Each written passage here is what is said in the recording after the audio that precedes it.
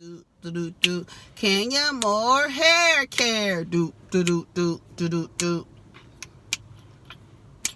What's up, y'all? I'm back. This is the Real Housewives of Atlanta unseen footages episode that they showed. Nene was down to YouTube Saturday morning, or was it Sunday morning, saying how they were asking her a bunch of questions and she felt like she was being interrogated. I don't know whether to feel bad for the lady, but she seems to be living in some type of deluded reality. She says she doesn't understand why these women want to take her down, and I beg to ask, down from where? Take down from where? She really got on there, and it was sad because it's like, it's the same old Nene. It's the same old. It's like, oh, let me get down here, let me complain how it's not bothering me, but the whole time, every word that I'm saying is letting you know that I'm bothered by all of this. And then she got on last night for a second. But I guess she was down to Auntie's, Gary's channel, spilling all the tea, giving that lady all the exclusive instead of doing it on her own channel. When Nene, during her little video that she had, she was talking about how, why aren't these people loyal? Why can't I find anybody around me who's loyal? What is wrong with me? She said she was asking Gregg, why can't I find anybody who's loyal? Because you're not. You're not. And then, what did I say about Nene last night? And I saw her and she said she asked Gregg, why is nobody loyal to me? And Gregg told her, you need to look at yourself. You need to look at yourself. And you need to reevaluate yourself. I think based on the video that she did in the morning to the video that came in at night, seems like she had some time to reflect, because seems like she's reflecting on, what is the problem? Why can't I get these? Because I think that Nene's behaviors and actions, her friends are not loyal to her. And this is what I thought about. You don't find loyalty in the people that you allow into your field, is because you don't want to be around anyone who is equally yoked. No woman who is as successful as you. And I know that she has this thing where she says, we get together with other successful women and we do this and we do that. But in your show, you demonstrate behaviors that let us know that you have a problem with women who are more successful than you, who have notoriety before this television show, and who can go on and have a name after this television show. Right?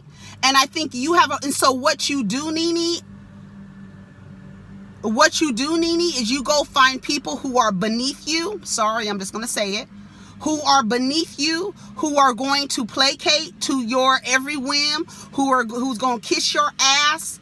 And when those people get around other celebrities and entertainers, guess what they're going to do? They're going to latch on to the next person. This is the reason why you can't find anybody who's loyal to you, because you don't go out and find people who are on your level. And that is exactly what Gregg told her. You're looking for people who are beneath you, who don't have the same vision as you, who don't have the same goals as you, who don't have the same get up and go as you. Because whether you like it or not, Nene is successful, and yes, the show is a part of that, is the foundation of that. But she has gone on. She's done things. She's done the acting thing. Didn't she do Broadway? She's done the television series thing. She had a clothing line at HSN. What else Nene has done stuff. We're not going to take those things away from her. But I think because she's so insecure. No, I don't want to say insecure. Maybe it is an insecurity. You don't like to be around successful people. You got issues with everybody that comes in that's successful. We still don't know why you and Kenya fell out. We still don't know, girl. We don't know. And it's too far gone now. And I don't think that anybody gives a damn. But Anyway, so let's get into it. Yeah, she was just saying stuff. I just feel bad for her. I really do feel bad for her. And at the same time, I'm like, Nene, you full of shit. But I feel bad for her at the same time. You know, that's part of just who I am. You know, I feel bad for her, but at the same time, girl, that's the reason why you don't have nobody loyal to you, because the people who would be loyal to you, who do have the same goals and aspirations and dreams, they probably will be loyal to you because they going after the same thing. These other people don't have nothing to live for. They don't have no goals as high as yours. They're fans. They're supporters. They're looking at you in admiration. They're not looking at you as an equal. You understand what I'm saying? And I think Nene likes that. I think she needs that. This idea, you know, when she was on Watch What Happened Live, we coming for you, Ken. We coming for you, Ken, but then you don't come for her. You thought Marlo was going to have your back. We can barely hear her. You thought Porsha wasn't going to have your back. She's not. Porsha's going to realize she is on the wrong team. She's going to realize that. And I was watching the after show clip of her and Tanya, and she was talking about being in postpartum depression and how when filming started, Dennis had just cheated on her, and her mom was there and this and that. And Tanya was over there trying to be encouraging to her friend, which is something that you want in a friend, but you don't want a friend. And I said this in the comment that Tanya Sam is the type of friend who will encourage her friend to walk into a burning building to marry a man who cheated on them twice, and then with her pom-poms be on the outside saying, "You're fearless, Miss McKinley," while your wedding dress is on fire. That's the kind of friend Tanya is. While you want an encouraging friend, but you don't want a friend to encourage you to make bad decisions. You don't want a friend to encourage you to make bad decision where you have an opportunity. Porsha's not married. You're engaged. You don't have no legal binding to him. And nobody's saying that Porsha needs to leave Dennis. We see she's not going to leave Dennis. She wants another baby, and she wants her baby to be by the same people. I don't know why you have to be married to do that. You wasn't married for the first go round. So whatever, child. But Porsha, you gonna marry Dennis? You have a way out, girl. You can still keep that man in your life. You can still use him for his sperm. And if you really wanted to, you could tell him, "I want another baby by you, but I don't want to have sex with you. Let's go down to the place. You shoot this in a cup and they put this inside of me because I don't want to have sex with you, but I want my children to be by the same man." But that's probably too much. That sounds like too much like right. Because Porsha has a vision in her head of this white picket fence and dogs jumping in the front yard. A lot of women do. But when you are so depressed, in the most vulnerable state that you can be in, one, having delivered someone from God, from the divine, to come out of your body. Two, for your body to now be in this place of healing. Three, for you to be going through postpartum depression, meaning your brain and your mood levels and chemicals are off. For somebody, when you are in that state, to go out in your most vulnerable moment and to go out and dishonor you by sticking their penis in another woman, right? And you think the best thing to do, where you can't get up and go to work, you think the resolve to that is to get married. Use a fool. Use a damn fool, Porsha. And like I said, if Porsha's playing, and I don't know if she's smart enough to do this, but girl, if you listen and somebody get this clip to Porsha, bitch, you know he's going to cheat on you again because the bar is already down there. So he gonna go lower than that, bitch. Cause you didn't let him drop the bar on the floor and you're okay with it. Right? Because you have just given birth. You have a chemical imbalance. You cannot get out of bed. And the person who is supposed to be your partner in this has cheated on you, has dishonored you, has been disloyal to you. And you think the best thing to do for that and your child is to legally bind yourself to this person when you really do have a way out? If you don't put an infidelity clause in your damn prenup, you're a dumb bitch. And I have no respect for you. Because if you're going to go ahead and walk into the house of fire, bitch, you better have fire insurance. Period.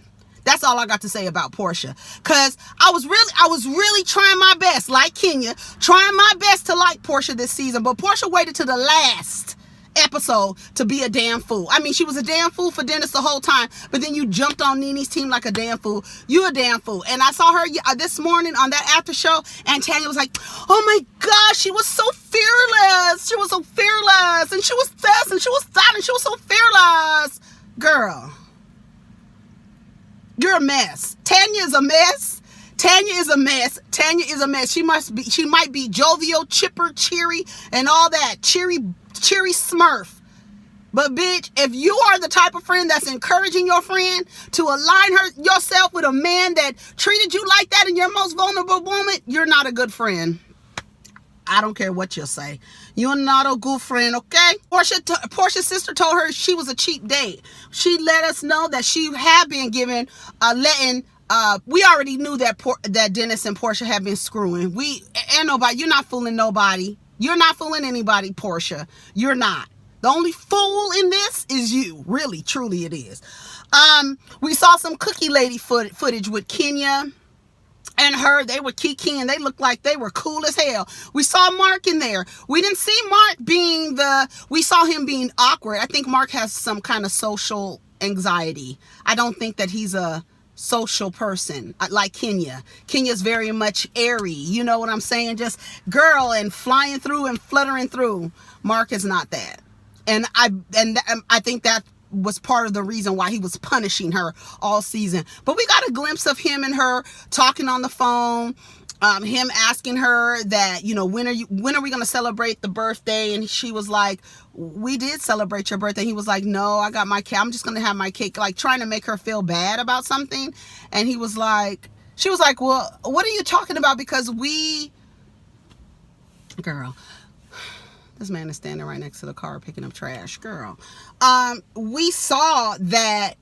She said, well, we celebrated your birthday. So it was that game that he was playing, like when he told her, I asked you to dress me 3 days ago or the other day, and she was like, no, you didn't. It's a lot of that. That's part of gaslighting, where somebody is telling you that that you did something, you're like, no. Or they're telling you that you didn't do something, you're like, yes, I did. And they're adamant about it and trying to change the reality of something. That's a gaslighter. That is a component of gaslighting. Somebody in your energy field is trying to change your reality and make you believe something's different than what it actually is. And that's why a lot of people who are being gaslit tell and yell to the gaslighter, I'm not crazy. I know what I just saw.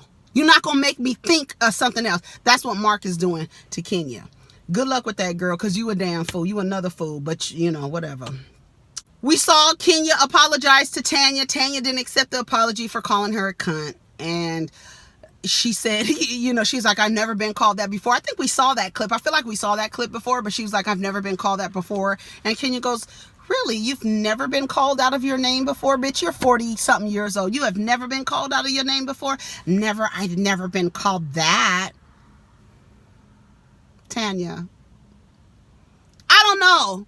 I keep trying to give Tanya a chance, but I just see a lot of things about her that I'm like, girl, her encouraging Porsha really doesn't sit well with me at all. I just don't think it is a sign of a good friend. I feel like you should be uplifting, supportive, and encouraging to your friends, but not encouraging them to do things that doesn't serve them.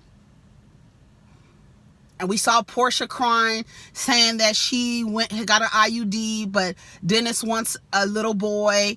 We saw that. I'm not interested. I'm really not. I'm just really not. But we saw Kenya apologize to Tanya. Like I said, she didn't accept her apology. I don't either, girl. I don't understand why anybody. It's the same thing as these MFs out here encouraging the NFL to pick up Colin Kaepernick.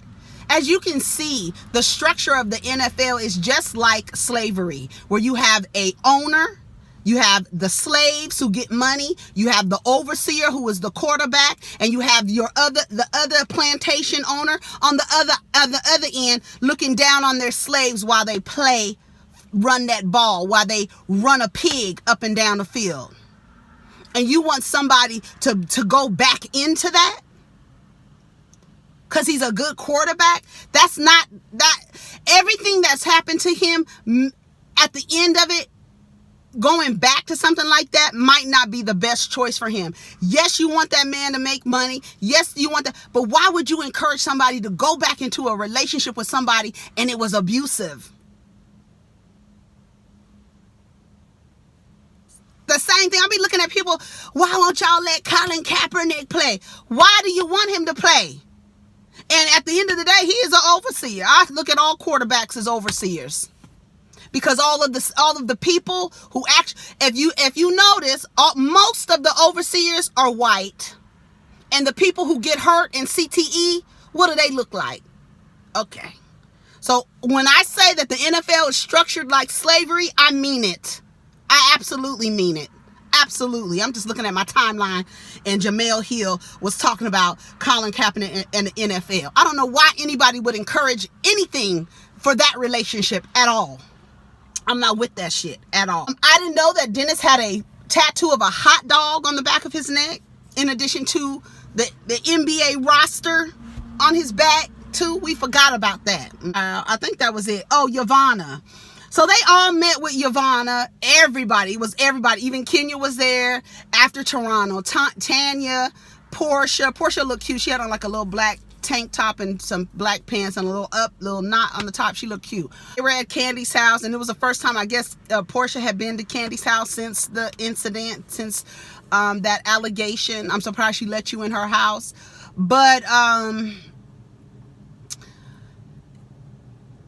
Tanya, from the rumors from the reunion, it was said that Nene was a part of it.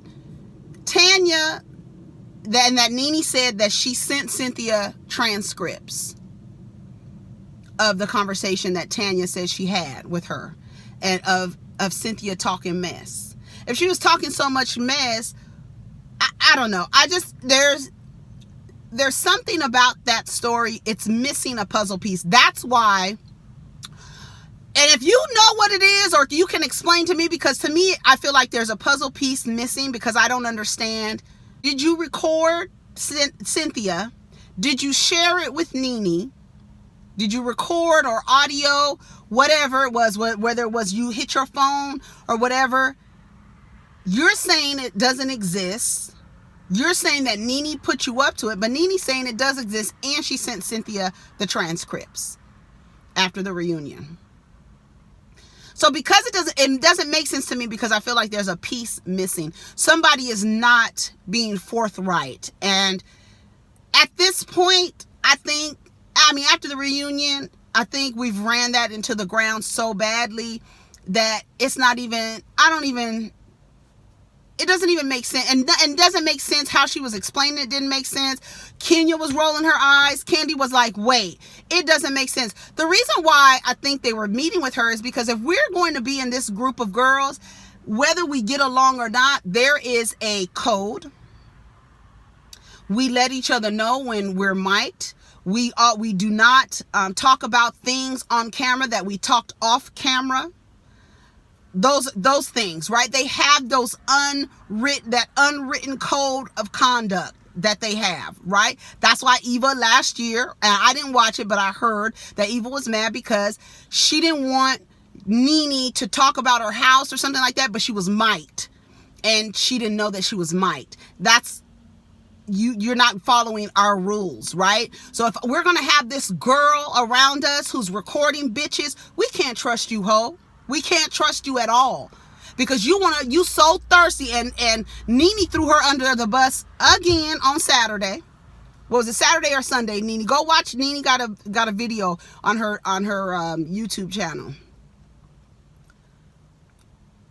She told Yvonne, you will never be on this show. You too thirsty. She said when they had the animal print party or whatever it was called, that Yvonne was downstairs, but the producer said she can't be on. She gonna be on. I was like, oh, what did you do?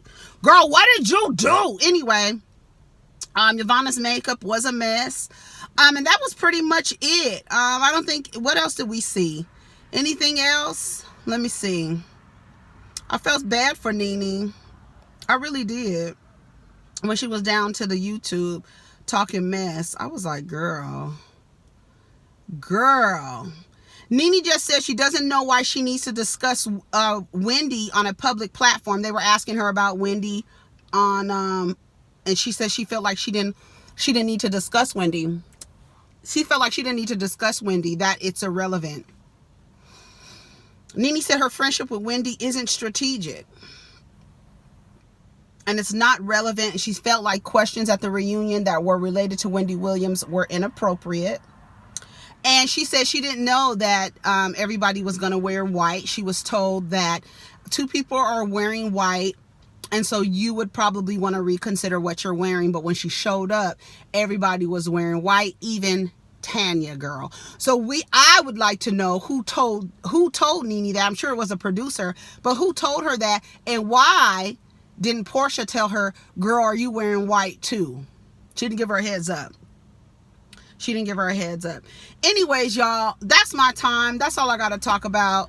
I'm going to come back and talk about Insecure. I might do Insecure with the audio again at home. I don't know. I'm not sure, but it's time for me to go. Y'all take care of each other. Protect your energy. Let's get down in the comments. Peace.